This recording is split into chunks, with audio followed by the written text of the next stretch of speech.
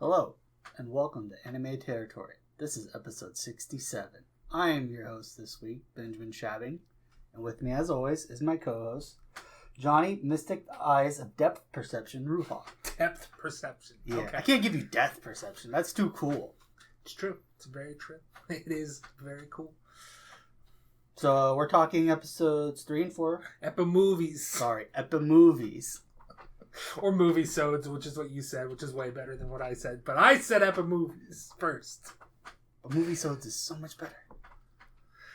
Anyways, we're talking Epimovies. Thank you. 3 and 4 of Garden of Sinners. The Garden of Sinners. The Garden of Sinners. That's all right. I said in the last one, I'm going to keep calling it Garden of Sinners because the just makes it seem weird. The Garden of Sinners? I don't know, man. Garden of Sinners? Okay. All right. I'll fuck with that. You just want to go right into it? Sure. First impressions? Sure. Go for it. You want to... Let's just go ahead and say what they're called first. Go ahead. Number 3 is Remaining Sense of Pain. Remaining Number 4 is The Hollow Shrine, or maybe just Hollow Shrine.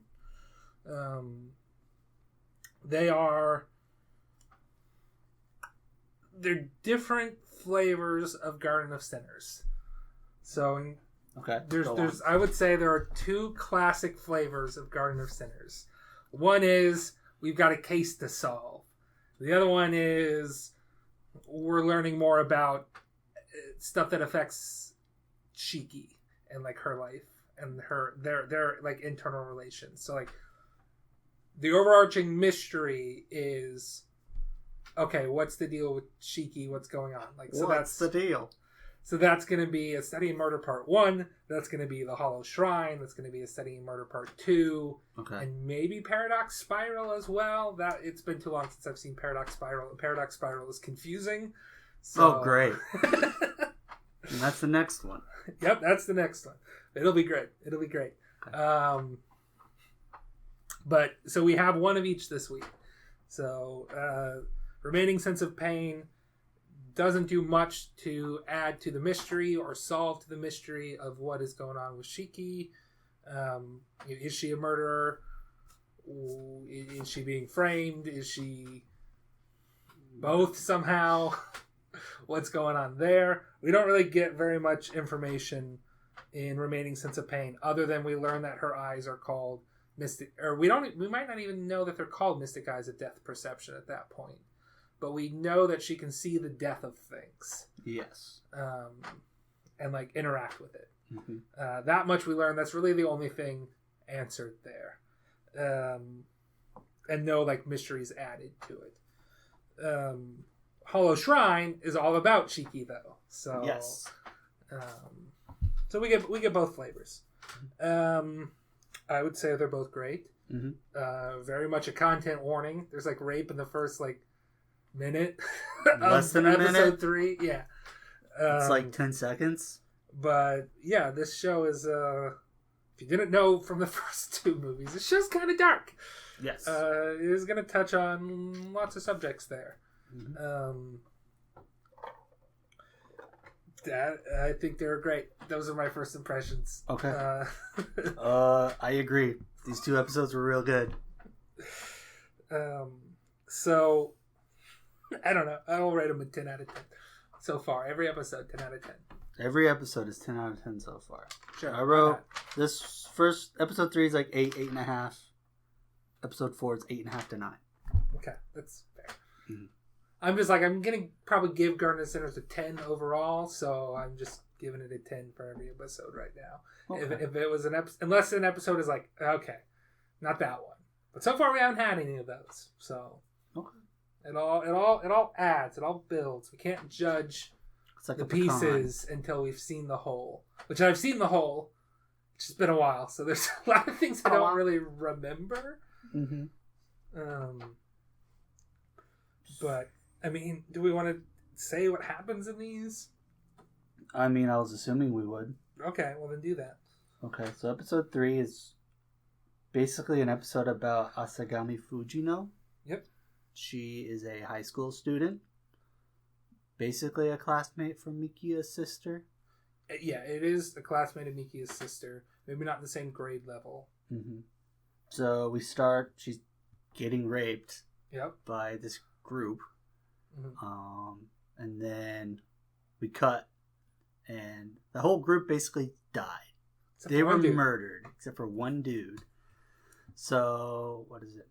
Mikia ends up unknowingly, is trying to find that guy through a different Doesn't know reason. that the cases are related. Mm-hmm.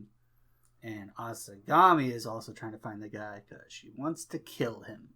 Mhm. I will say the reason that Mikia is trying to find him is that his boss Toko was like, "Yeah, I'm broke, so you got to find your own money. You're not getting a paycheck this month." He's like, "But we just deposited like 10 million into your account." He's like, well, first of all, it was only like 1 million something. Second of all, I've already spent it on this Ouija board, this spirit board from 100 years ago. Was it worth it? Probably not. But it's cool. But I've got it. Maybe there's something here. Oh well, I'm broke. Can I borrow some money from you? He's like, No. So he goes to borrow money from a high school friend of his, who was the guy that was in the judo club in episode 2. Okay.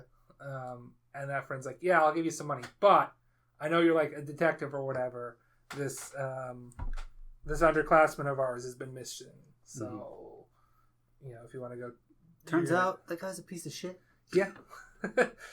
But I think the consensus of this movie is that we may not feel much remorse when terrible people die, but ultimately we don't want them to die, is what Mikia kind of is like. That's the whole thing. Miki is just like, yeah, he's a piece I just don't want anybody to be murdered. Yeah, he's like, I realize, like, I don't have any positive emotions towards those people, but I'm still going to help them. Is sort of where... learned that Mikia's had, like, a fight with his parents, so he's, like, cut off. Hasn't talked to him since. Yeah. I don't know if that comes up later, but it's something to... It's something to note. Yeah. I don't know if that might be related to Shiki. I know his sister hates Shiki. Oh, yeah. Yeah, I think there's just a thing where his family members just don't like Shiki. Okay, I get it. They're wrong, but I get it. I understand where they're coming from, but they're wrong. Their conclusions are wrong. Dang, the plot I wrote is just all spoiler for stuff that happens. That's fine. We're in spoilers. Okay, so they're investigating these murders. They basically know it's Asagami somehow. We learn why they know later. Yeah, her dad was like, "Yep, that's that twisting. That's something that my daughter can do. Mm-hmm. We thought it was sealed. It's unleashed. She's going on a murder spree. Just take her down." Yes. So we learned Asagami has a power. She can... They call it bending. She has mystic eyes of distortion. Which, again, they call it bending. Yeah. We should note we are watching fan subs. Legally, of course. Come on, we were going to mention that. That's fine. So if they use some other term in Crunchyroll, okay, I don't know. But yeah, she's basically just able to bend people's bodies. Twists. From reading how it works. Oh yeah, you read how it works. She creates an axis of rotation in the air, and then she can bend with her right eye. She can bend it one way, and her left eye she can bend it the other way, and then it like twists the body parts there. Mm-hmm. Go on. Okay, so we learned she has the power. Shiki goes out looking for her to like kill her because she's super powerful. They can't have her doing this. Also, there's this scene where she thinks that Asagami has like a thirst for murder now, so she won't stop until maybe never, but at least until the guy they're looking for or that she's looking for is dead due to like trauma. But that happens. What is it? We learned that Asagami's power was hidden because her father gave her like medicine when she was a kid that like stopped it, but it gave her insensitivity to pain. Yeah. So she can't feel pain. Yeah, she just does not have like a sense of touch, basically. And then basically, when she was getting raped, it somehow got unlocked. Yep. We think it got unlocked by that. Yeah, it was. But it was actually appendicitis? Well, so... Or was the appendicitis caused by that hit? So there's 2 nights. You're getting things... So there's 2 nights. On one night, the sense of pain got unlocked because she got hit in the back by a baseball bat. And it, like, jolted her nervous system, and the sensitivity to pain came back. Okay. The insensitivity slowly came back. So the next night, she thought she got stabbed, but her insensitivity to pain has been flaring up. Mm-hmm. Like, it comes and goes. And it just so happened that she had appendicitis and thought that she was stabbed in the stomach, and really it was the appendicitis pain that just everything was timed wrong. Because the appendicitis would have been there all along that day, and then just her insensitivity to pain went away, like right as the guy was attempting to stab her. Okay. So the appendicitis pain was all of a sudden there. Okay. She thought it was from the stab because it was badly timed, but really she never got stabbed. Mm-hmm. She's just had... It was all just timed wrong. Gotcha. Yeah, but that unlocked her powers, so now she's using them. Yep. And then she got a taste for murder, and Shiki has to stop her. And then Mikia obviously doesn't want them to kill her, because I don't know, it's Mikia. Yeah. What is his deal? Mikia doesn't want Shiki to murder anybody. Okay. So he's like, don't murder her. And don't get hurt. Okay. And Shiki's like, I'll try. Gotcha. No guarantees, but... Because, like, Mikia goes on... He's the one who kind of learns about all of Fujino's backstory. Yeah. Because he, like, investigates. Yeah. He goes to, like, her hometown and talks to, like, the doctor that prescribed her the medicine and just some people that knew her. Mm-hmm. So he's like, okay, this is what's going on. We have to stop. Well, he wants to stop Shiki from killing Fujino. Yeah. Because when he gets back, she's already on the lookout. Yep. Then we get the confrontation on the bridge. Which is fun. Yeah, it's a real good scene. And then once Shiki... I guess here's another thing that was answered in this episode was like, this is where Shiki loses her arm. Yep. I will note that in episode 1, they did mention like the incident with Fujino Asagami, like in passing. Okay. I think as reference to, you already broke the arm I gave you. It's only been like a month or two since the Asagami Fujino debacle. So it was set up. Got an answer to that question from episode 1, which nobody remembered because it was one throwaway line. Mm-hmm. But yeah, we get a really cool bridge scene where they fight. Like, Shiki obviously gets hurt. She loses her arm. Mm-hmm. Basically, she doesn't like get it chopped off, but she's like can't use it anymore. She uses her mystic eyes of death perception to kill her arm. Yeah. Because it's like, well, it's useless to me, so I might as well kill it here. Mm-hmm. But also, Fujino was like, Your arm was twisted and broken and you didn't stop. And Shiki's like, yeah, why would I stop? It's just an arm. I'm here to kill you. I'm not going to stop. You use your power too much. Now I can see it whenever you do it. And I can finds out the power, so she's able to like stop it. She's really able to kill it. She's just like stabbing the air. It's like, ha! Missed me with that shit. It's not that she missed. It's that she kills it. Yeah, she kills it. Because she can kill anything that's like physical or something. And it's technically she can physical. Kill anything that's alive, but the definition of alive gets stretched. Like I think she even says like, hey, I can like kill time sometimes. She can kill God. Yeah. That's what she says. I can even They're like, you can't use your mystic, or I guess this is episode 4. And at one point they're like, you can't use your mystic eyes of death perception to kill that. That's a zombie. It's like, it's a living corpse, I can kill it. And she does. Yep. So yeah, the definition of living gets stretched pretty tight here. I'm especially remembering something in I want to say the 8th movie, where it's just like, what? That counts? Cool.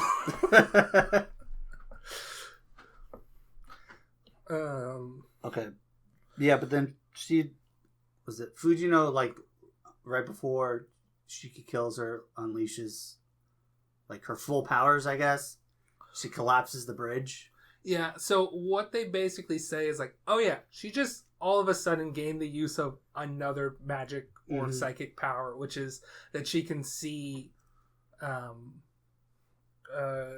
like, it was like some sort of like divination magic or something. I thought they just called it clairvoyance. Clairvoyance, yeah. It's like basically she can see, because she can only bend what she sees. Okay. So the fact that she bended the bridge means that she was able to see, like, outside of those walls. So, like, she was able to look at the bridge from a different perspective. She was able to basically either see, you know, like X-ray vision style, see outside, or basically just like, no, my vision is coming from this spot outside where I can see the whole bridge, and then I can bend it. I just had a thought.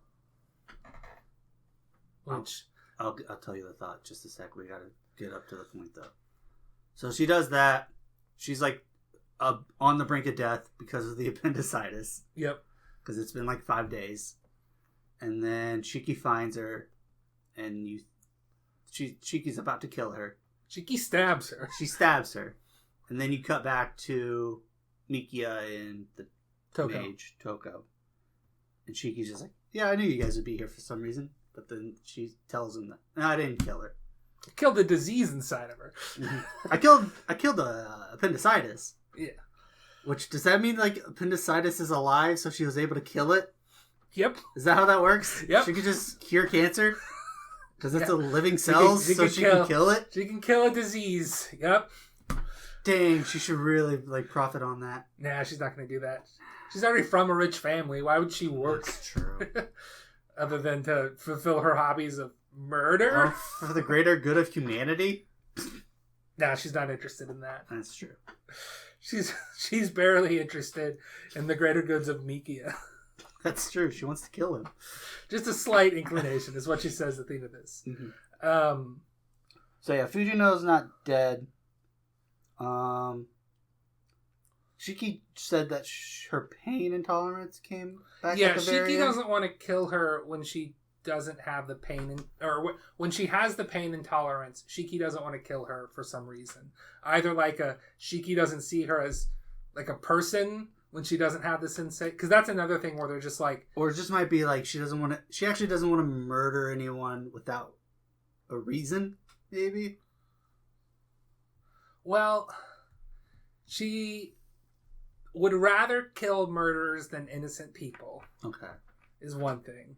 A second thing would be, you know, like at that point, either because there's this whole thing where they're like, yeah, if you don't have the sensation of touch, you can't like accumulate experience or whatnot. Like you can't accumulate any feelings, and so you're empty or you know, inside, which is supposedly Asagami Fujino's what do they call it? Source? Origin. I'm trying to remember. What do they call that?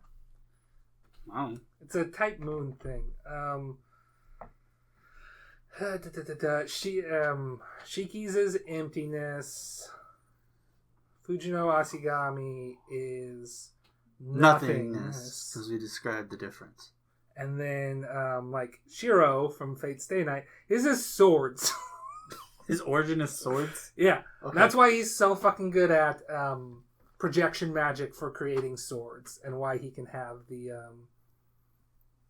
Interesting. Why he has that power, which is a spoiler for Fate, so I guess I won't say why he can use unlimited blade works. Is because of his origin. His swords. Or blades or something like that. Mm-hmm. Yeah, origin is what they use. So emptiness is if you had a cup and it's empty. Nothingness is if you just didn't have a cup. Yeah, that's the difference. Anyway, so she has an origin of nothingness, which I guess, like, when that is there, it's basically like, okay, if she can't feel things, then she might not even be considered human, in which case Shiki is not interested in killing her. Okay. But I think Shiki also just wants, like, First of all, to inflict pain, like it wouldn't be any fun. It's like when the guys got tired of raping her at the beginning of the movie, I guess, because she just didn't react. It's like it wouldn't be any fun if she couldn't feel the pain. Is part of it. It's just weird, like rules that Shiki has that are just sort of like, okay, she won't die if she's back to not feeling pain, which you might also just be like, oh, she's sort of harmless when she can't feel pain too. So yeah, I don't think she actually is harmless. I think she can still use all of her powers, but she's not inclined to when she's not in that, feeling that pain there. So gotcha. It's like the pain makes her want to use it, or like whatever. Yeah. Yeah, that's the episode plot wise. We should note Fujino is in love with Mikia. Yep. Because who isn't? Yeah, we're all in love with Mikia. Mm-hmm. We got. So let's count it here. It should just be a harem. This is technically a harem. Not really. I mean, there's. It doesn't subscribe to any of the tropes of a harem. There's Shiki. There's Shiki. There's Fujino. There's the 2 nurses. I think those nurses were more just like thought it was adorable. Okay. I don't know. I don't know if they're. I think they thought he was hot. Okay, but I don't think they were in love with him. Nah, I think they were. Okay, Ben, you think that they were in love with somebody that they called Puppy-kun? Yep. Well, who doesn't love puppies? All right, you make a point. Make a good point, or at least a point. Maybe not a good one, but a point. And then we think his sister's in love with him too. Yeah, and just we're assuming that. And the girl from the hospital in the first movie. Oh yeah, in the first movie. So that's like at least 5 ladies and a dude. Yeah, that's a harem to me. Again, this is not really. I don't focus on that. It's just like a thing. Okay. Anyways, so one thing I want to note is that they said that Fujino and Shiki have the same blood or are like similar blood. Is that just because they both have powers?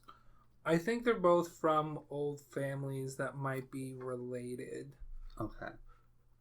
Because they were talking about how like Fujino and Shiki are very similar, but opposites.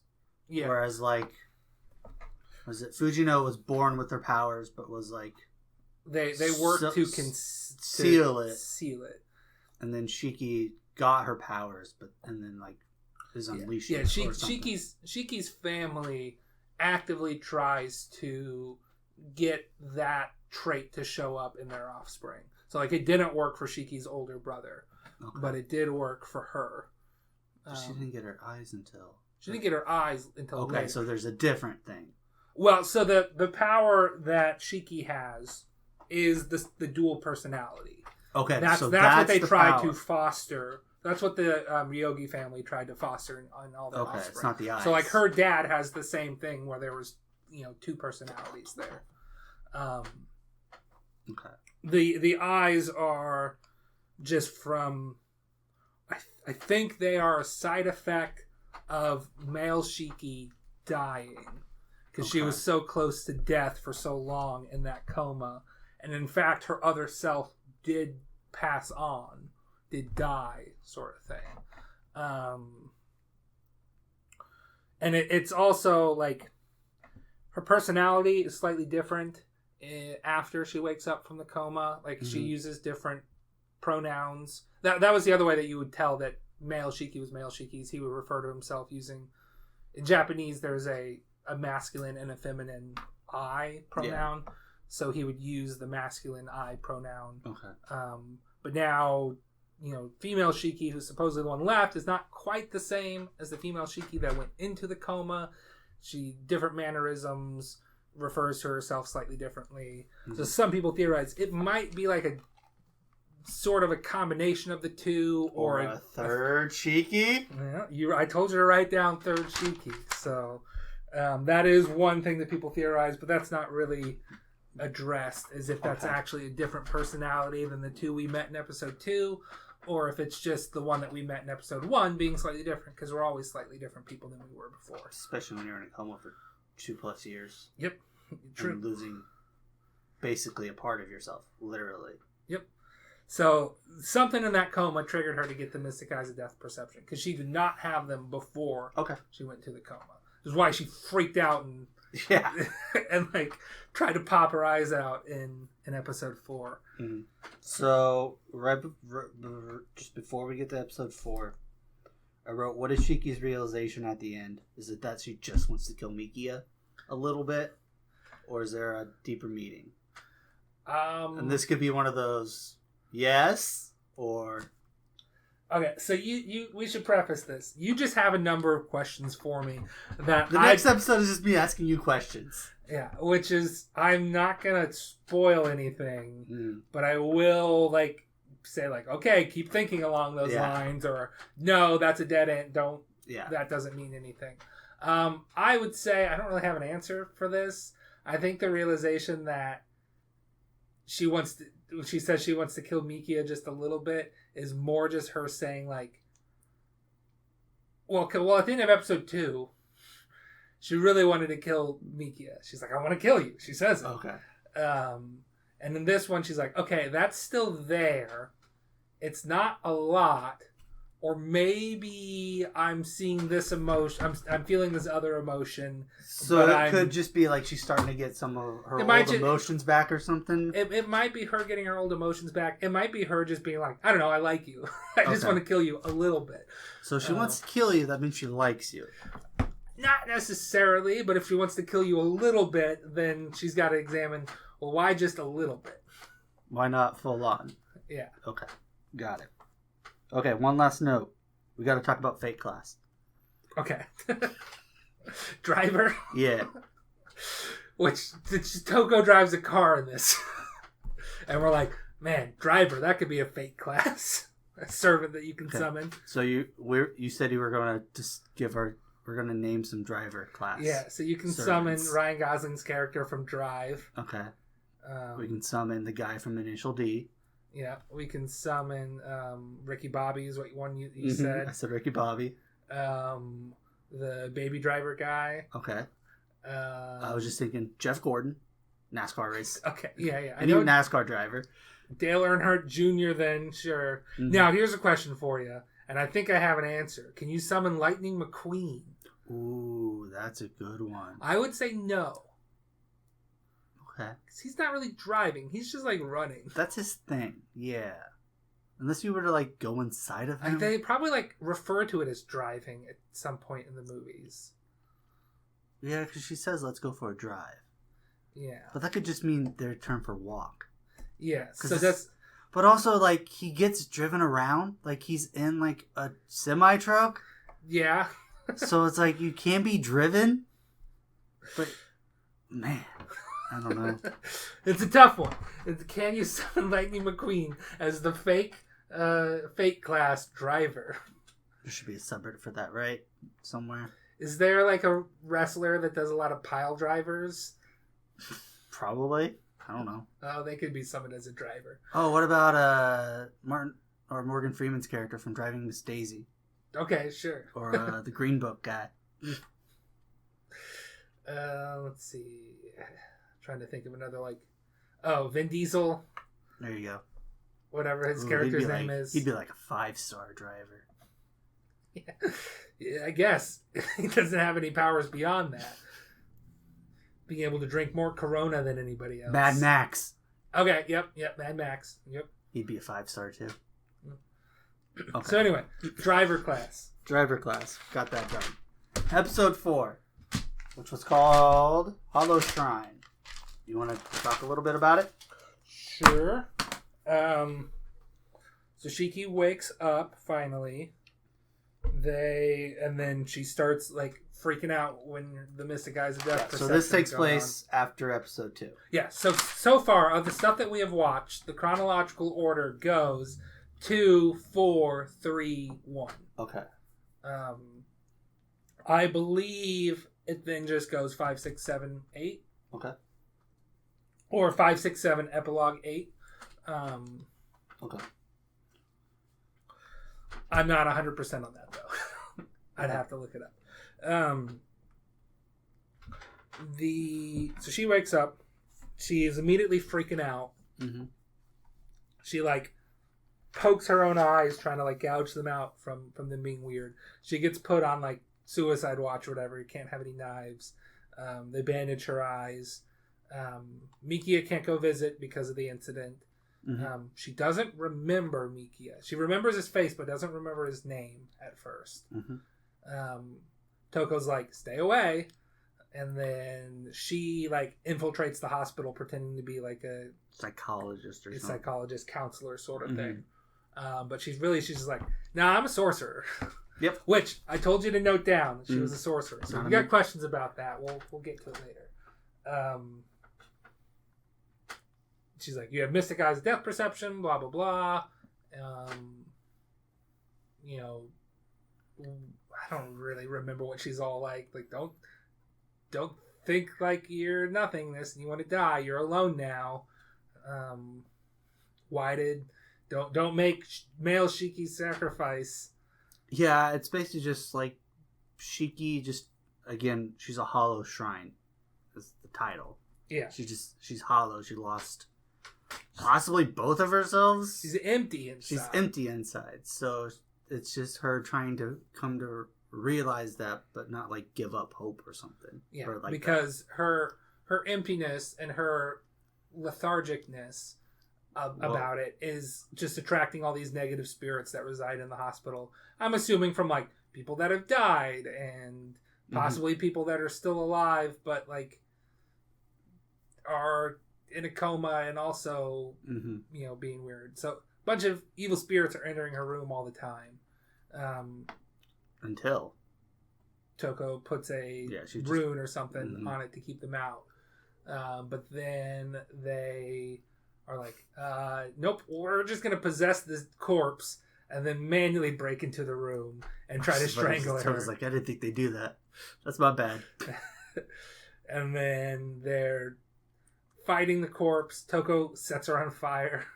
And then she says, I'm a magus, which is different than what she said before. And we'll talk about that. Sets him on fire, and it's like, well, that's not working because I can't completely, like, I could burn the heart out if it was a living thing, but it's a corpse possessed by ghosts. And so Shiki's like, oh, well, I can kill it. So Toko's like, here's a knife. here's your classic knife of what we've seen so far. Go do your thing. It's another thing we get answered. Where'd she get the knife? Toko. She's in like, yep, that counts as living, even though it's a corpse. It's a moving, living corpse. I can kill it, and she does so. Yep. And then Mikia is able to go visit her. She also cuts her hair, real cool. Yeah, because her hair is real long. And she's like, I want to cut my hair, but I don't want somebody else to touch my hair. This is getting in the way. Yeah, so she cuts it with a knife. Then she kills the corpse. Yeah, so cool. My favorite scene where she stabs herself to like kill the spirits inside of her. Oh yeah, she kills the corpse, and then it's like, you missed. The spirits are still alive. And they go fill her, and she's like, "Ha! You activated my trap card. Now I stab myself. You can't get out of here now. I've got you trapped. You're in here with me. You're in here with me."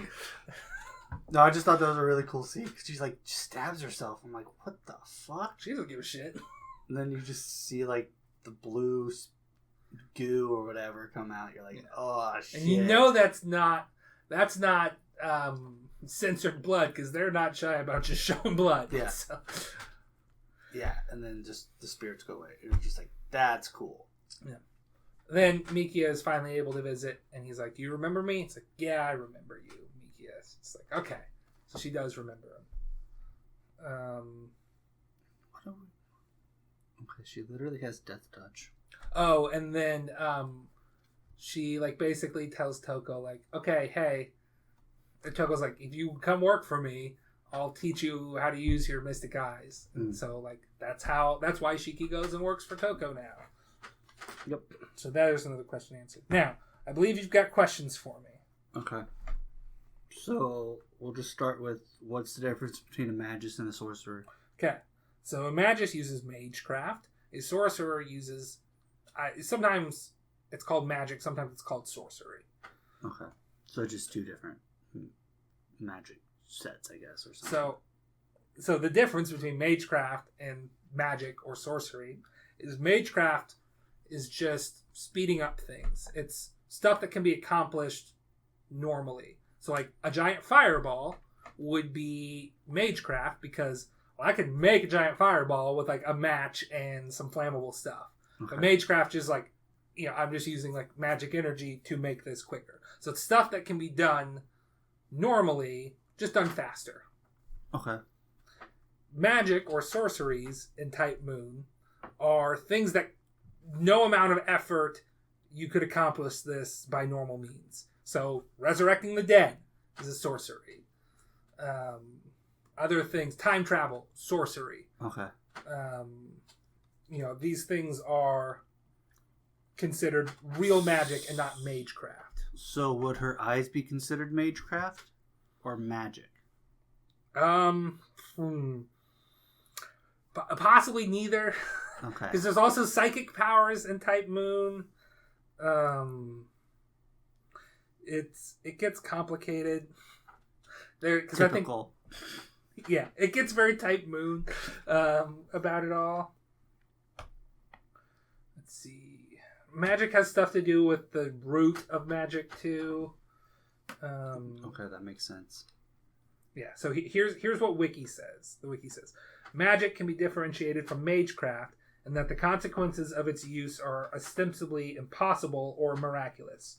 A spell that creates fire, even a large blaze, is merely magecraft, since lighting a match can yield the same effect.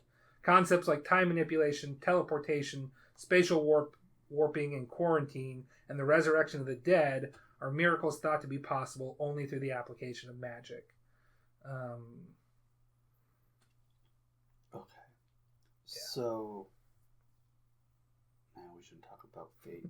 Magic is attained by reaching the swirl of the root, but not touching it like those who are said to have disappeared from the world upon touching it. There's people who've touched the root? Yeah.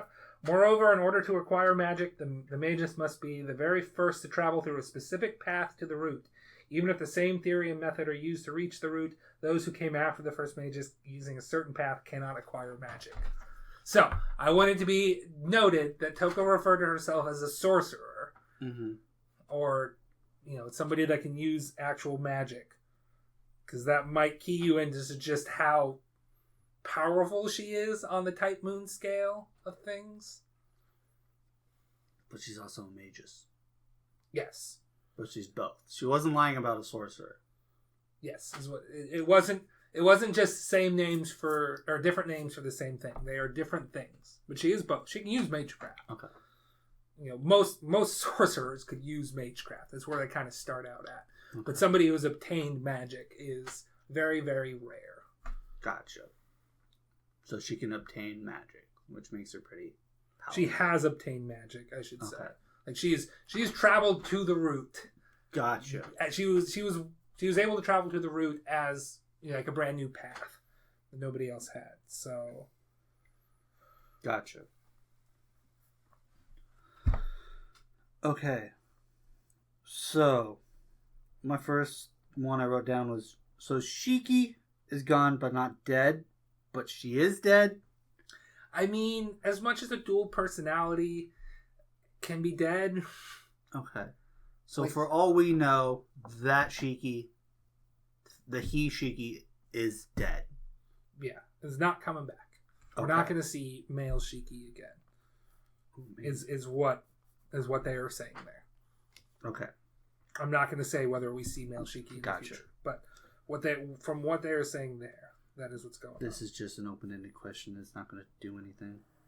Let's go ahead and ask it. I just wrote, so Shiki was the murderer.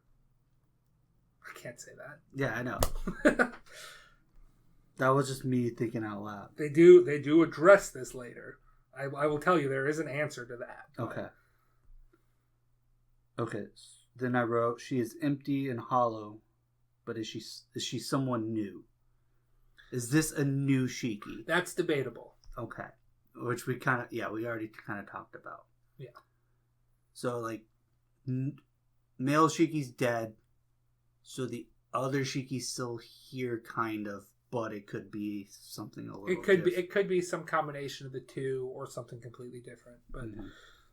But she thinks of herself as the female Shiki what from made before. me think that was that at some point, I think when the spirits are trying to take her, she says, "I won't let you take Ryuji Shiki," which makes me think that there's something else in play. It could technically not be the Shikis that we know. It could be something different. Yeah, I want you to just keep an eye on that thought. Just pin that. What's up with the doll? The doll that looks like Shiki? Yes. I think it's just a doll that looks like Shiki. Okay. That is why, like, it's kind of talked about in episode 1, I want to say, is that Miki had met Toko because Toko is a doll maker, and that was entered into some, like, contest or something. And for whatever reason, Miki saw it on display somewhere, in a museum or at a contest or something. And he's like, during that makes me think of Shiki, and he's like, right before the fight starts, you see him like singing in the rain to that doll, and Toka says like, just keep, what is it? He says, keep talking like you usually would to Shiki or something. Well, or don't like change anything. I think that was more just like, okay, don't treat her any different than you treated her when you knew her. Just treat her like the Shiki that you know. It was kind of weird that they said that, and then he started singing the song that he sung to Shiki in the second episode to the doll. So I'm just like, is there something weird going on with the doll? I don't think there's anything weird. Okay, so I should just don't read into that. Don't read into the doll. Okay, that was the questions I had. Yeah. The last question was, seriously, where do I find this music? I don't know. Music in this episode was fantastic. It's some real Fate shit. It's great. I think you just need to look up the Garden of Sinners soundtrack and see what it's classified as what type of music. Because you just want to know, like, what is this genre of music? Yeah. And I don't know what to tell you. I know it's in Ghost in the Shell. I know it's in Katanagatari. I know it's in this show. I know it's in other things. It's almost like operatic, but not quite. Or operatic. It's orchestral. Yeah, but with singing. Choirus? With a choir? I don't know what the word for that would be. Yeah, I don't know either. Okay. If you know what that type of the word is, I don't know, I guess you can tweet at us. I check that occasionally. And anime_territory. Okay. I think that's it. You got anything else to talk about? Well, there's the after credits scene. Do you have any questions about that? I mean, no. We'll figure it out. I've got a question for you. Okay. Do you know the 3 people that one guy talked to? More specifically, he talked to the girl in the hospital from the first episode. He talked to Fujino Asagami. And he talked to one other person. I didn't catch that. Okay. That's all I'm going to say. Because there was like, when his name was Araya Soren, that after credit scene, he was going around talking to people. Mm-hmm. He's talking to somebody that was in an alley. Okay. With blood on him. Okay. You don't remember there being a third person that you'd never met there? It's not the dude, is it? What dude? The, redhead. No. Okay. I didn't catch that. No. Okay. I didn't notice it. Okay. Well, anyway, that person's important. Okay. And we have seen them before. Okay.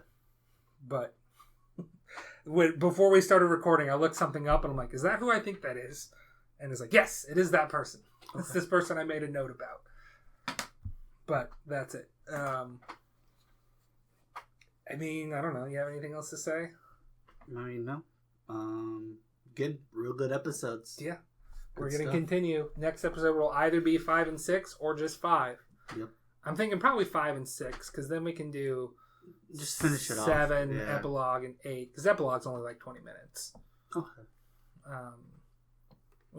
So that's what we'll try to do.